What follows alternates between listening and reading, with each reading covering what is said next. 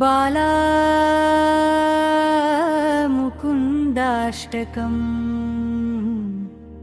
करारविन्देन पदारविन्दं मुखारविन्दे विनिवेशयन्तम्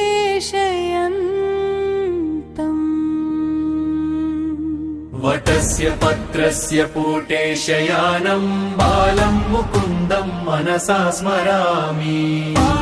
मुकुन्दं मनसा स्मरामि संहृत्य लोकान् वटपत्रमध्ये शयानमाद्यन्तविहीनरूपम् सर्वेश्वरं सर्वहितावतारं बालं मुकुन्दं मनसा स्मरामि इन्दीवरश्यामलकोमलाङ्गम् इन्द्रादिदेवार्चितपादपद्मम्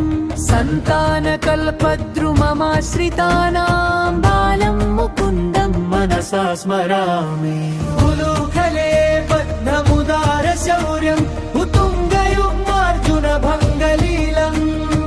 उत्फुल्लपद्मायतचारुनेत्रम् बालं मुकुन्दं मनसा स्मरामि आलोक्यमातुर्मुखमादरेण स्तन्यं पिबन्तं सरसीरुहाक्षम् सच्चिन्मयं देवमनन्तरूपं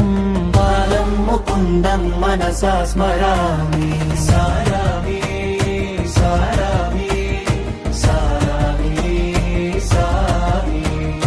सारामि सारामि सारामि सारामि आलोक्यमातुर्मुखमादरेण स्तन्यं पिबन्तं सरसीरुहाक्षम् सच्चिन्मयं देवमनन्तरूपं बालं मुकुन्दं मनसा स्मरामि बालं मुकुन्दं मनसा स्मरामि